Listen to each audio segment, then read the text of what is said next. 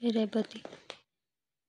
ତହିଁ ଆରଦିନ ଉପରଓଳି ବାସୁଦେବ ସତ୍ୟାନନ୍ଦନାଥ ବାବୁଙ୍କ ପ୍ରଥମ ପାଠ ଖଣ୍ଡିଏ ନେଇ ରେବତୀକି ଦେବାରୁ ସେ ବଡ଼ ଖୁସି ହୋଇ ବାପା ପାଖରେ ବସି ବହିର ମୂଳ ପୃଷ୍ଠାରୁ ଶେଷ ପୃଷ୍ଠାଯାଏ ଓଲଟାଇ ଦେଖିଲା।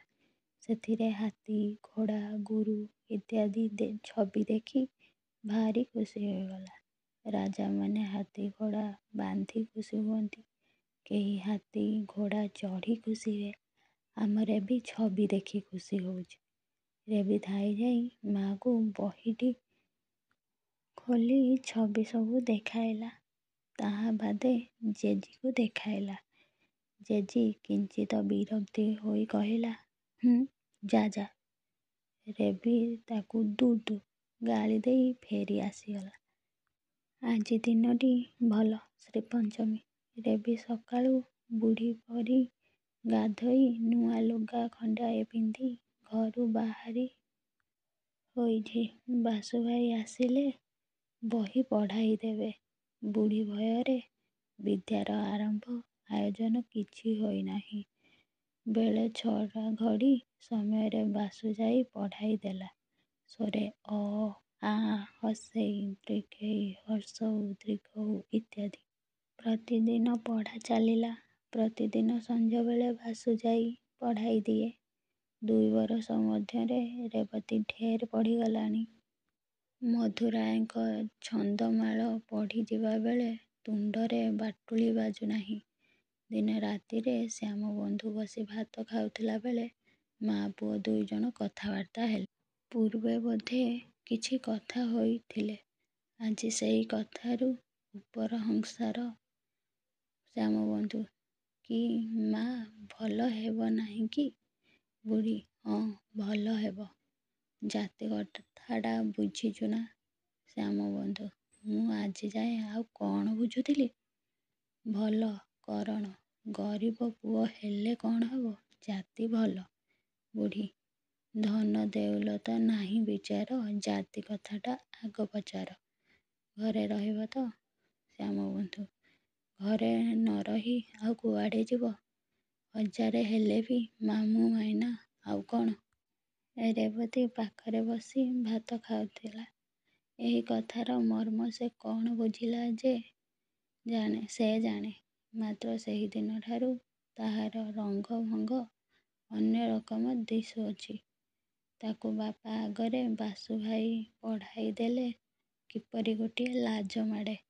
ଅକାରଣେ ସକାରଣେ ସବୁବେଳେ ହସ ମାଡ଼େ। ମୁଣ୍ଡ ତଳକୁ ପୋତି ଦେଇ 2 ଓଠ ଚିପି ହସ ଲୁଚାଏ। ଏଣିକି ବାସୁ ପଢ଼ାଇ ଦେଲେ କେତେବେଳେ ତୁନି ତୁନି ପଢ଼େ, ବେଳେ ବେଳେ ଖାଲି ହୁଁ କରେ। ପଢ଼ା ସରିଲେ ପାଟି ବୁଜି ହସି ହସି ଘରକୁ ଫେରିଯାଏ। ପ୍ରତିଦିନ ସଞ୍ଜବେଳେ ଦାଣ୍ଡ ଦୁଆରେ କବାଟକୁ ଧରି କାହାକୁ ଚାହିଁଥାଏ। ବାସୁ ଆସିଲେ ଘରକୁ ପଳାଏ। 5 ଡାକରେ ବାହାରେ ନାହିଁ। ଏଣିକି ରେବତୀ ଦାଣ୍ଡକୁ କେବେ ବାହାରିଲେ ବୁଢ଼ୀ ଖପା ହୁଏ। ଦେଖୁ ଦେଖୁ ପଞ୍ଚମୀ 2 ବର୍ଷ ହେଇଗଲାଣି। ବିଧାତାଙ୍କର ବିଧାନ, କାହାର ଦିନ ସମାନ ଭାବରେ ଯାଏ ନାହିଁ। ଫଗୁଣ ମସିହା ଦିନ। କାହିଁ କିଛି ନାହିଁ। ଅଚାନକ କାହୁଁ ବାଡ଼ି ଆସିଲା। ସକାଳେ ଗ୍ରାମରେ ଶୁଣାଗଲା, ଗୁମାସ୍ତା ଶ୍ୟାମବନ୍ଧୁ ମହାନ୍ତିଙ୍କୁ ବାଡ଼ି ଧରିଛି। ମଫସଲ ଗାଁରେ ବାଡ଼ି ପଶିଲେ ତାଟି କବାଟ ପଡ଼ିଯାଏ। ବାଡ଼ି ବୁଢ଼ୀ ସତେ ପରା ଟୋକେଇଟିଏ କାଖେଇ ଦାଣ୍ଡରେ ମନୁଷ୍ୟ ଗୋଟାଉଛି, ଏପରି ସମସ୍ତେ ମାନନ୍ତି। ଦୁଆରିକୁ କାହାର ଆସିବାର ନାହିଁ। ମାଇକିନା ଦୁଇଟା କ'ଣ କରିବେ? ପିଲାଟା ଡାକ ପାଡ଼ି ଘରେ ବାହାର ହେଉଛି। ବାସୁଦେବ ଶୁଣି ସ୍କୁଲ ଛାଡ଼ି ଧାଇଁଲା।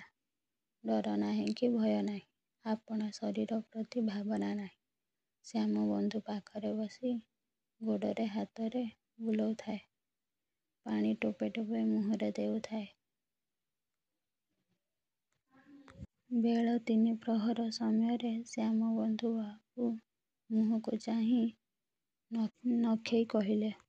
ଖନେଇ କହିଲା, ବାସୁ, ଏ ଗଙ୍ଗା ଲାଗିଲା। ବାସୁ ଭୋ ଭୋ କରି ଡାକ ପକାଇଲା। ଘରେ ଚହଳ ପଡ଼ିଗଲା। ରେବତୀ ଭୂଇଁରେ ପଡ଼ି ଗଡ଼ୁଥାଏ। ଗ୍ରାମର ଲୋକେ ଶୁଣି କହିଲେ, ହେ ଗଲା ପରା। ଦେଖୁ ଦେଖୁ ସଞ୍ଜ ବେଳକୁ କିଛି ନାହିଁ। ରେବତୀ ତହିଁ ଆରଦିନ ଉପରଓଳି